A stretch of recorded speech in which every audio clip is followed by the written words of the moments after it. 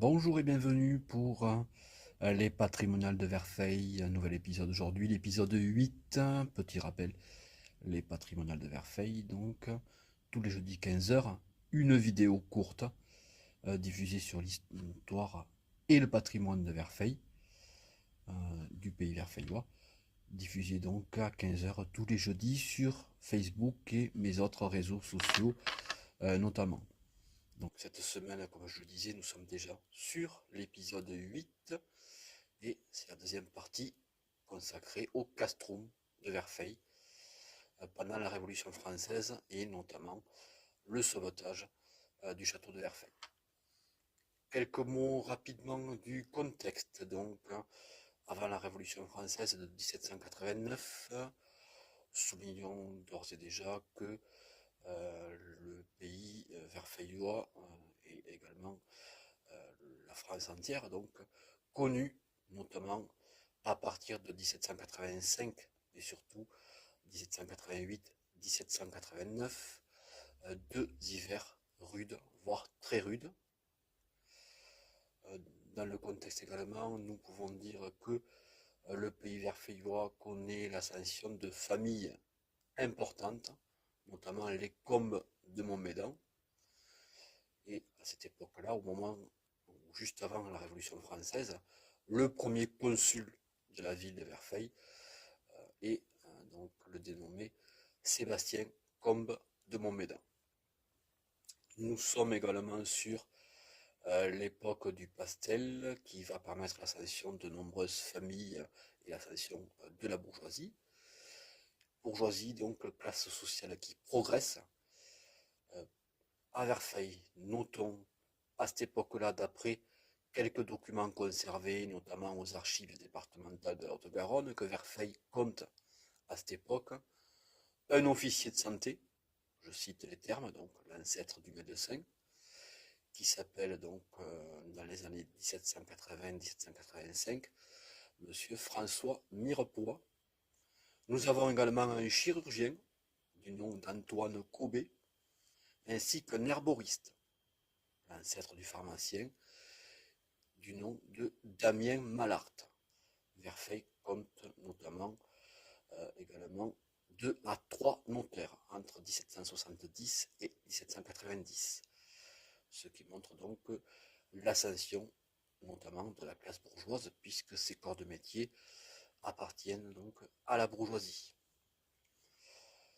Verfeil n'échappe pas donc à la vague anti-religieuse qui secoue le pays peu avant la Révolution française, et notons que l'église du Ramel à ce moment-là est entièrement détruite. Elle sera, comme on l'a vu dans un épisode précédent, reconstruite. L'église également de Saint-Jean-de-Mongagne, tout près de Verfeil, sera elle entièrement détruite aussi et pas reconstruite. Il faut préciser également qu'à Verfeil, avant la Révolution française, nous n'avons pas ou peu de luttes armées, donc un relatif calme apparent règne dans le castrum de Verfeil. Passons maintenant donc au château en lui-même, château de Verfeil et son état, si on peut dire. Dans les années 1780-1790, le château est là depuis environ 700 ans, 7 siècles. Il a vu passer les cathares et les protestants. Également, il a eu affaire donc à pas mal de bandes de pillards qui ont rançonné un petit peu le pays verfeillois. Donc le château est toujours debout, n'a jamais été pris depuis près de 700 ans.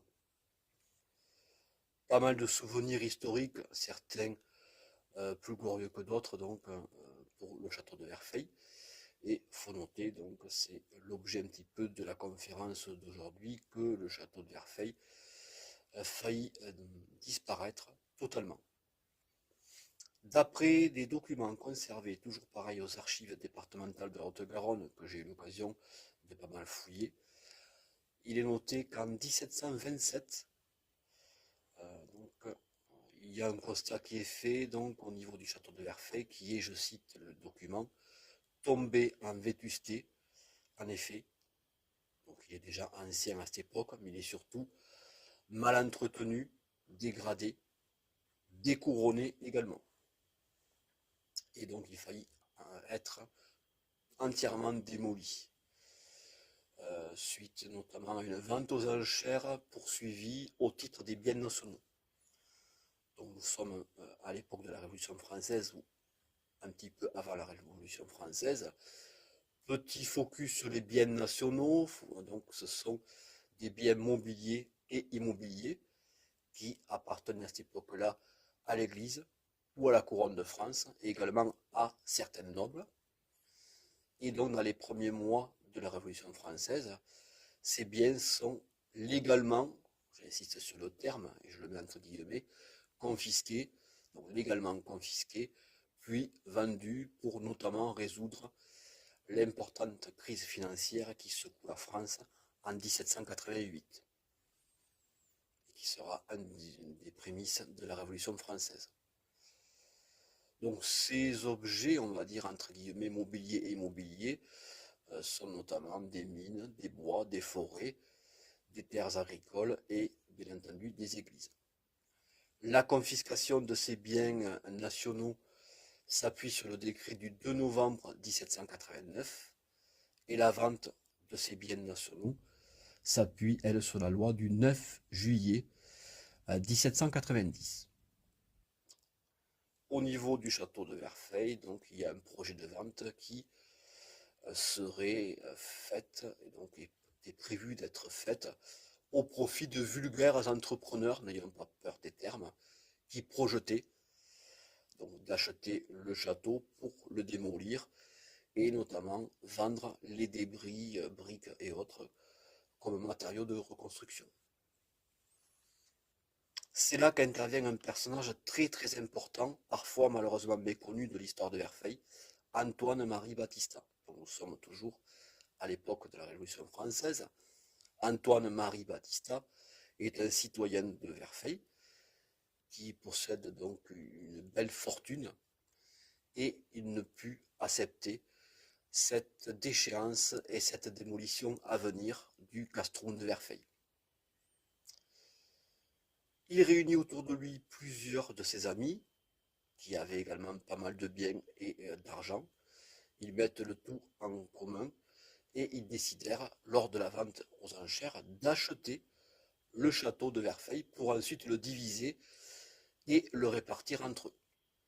Ce sauvetage du château de Verfeil, donc du castrum de Verfeil, nous est raconté donc par l'historien local que j'aime bien citer puisque j'ai eu l'occasion et le privilège de travailler avec lui, donc Maître Mot qui a été notaire à Verfeil dans les années 60-70, même au début des années 80, Maître Mot qui a rédigé, entre autres, en 1975, un fascicule intitulé Le sauvetage du château de Verfeil. Cet acte de vente aux enchères par Antoine-Marie Batista et ses amis ont été donc notifiés, c'est le cas de le dire, dans un acte notarié daté du, je cite, premier prairial an 11 de l'ère républicaine, ce qui signifie l'année 1803.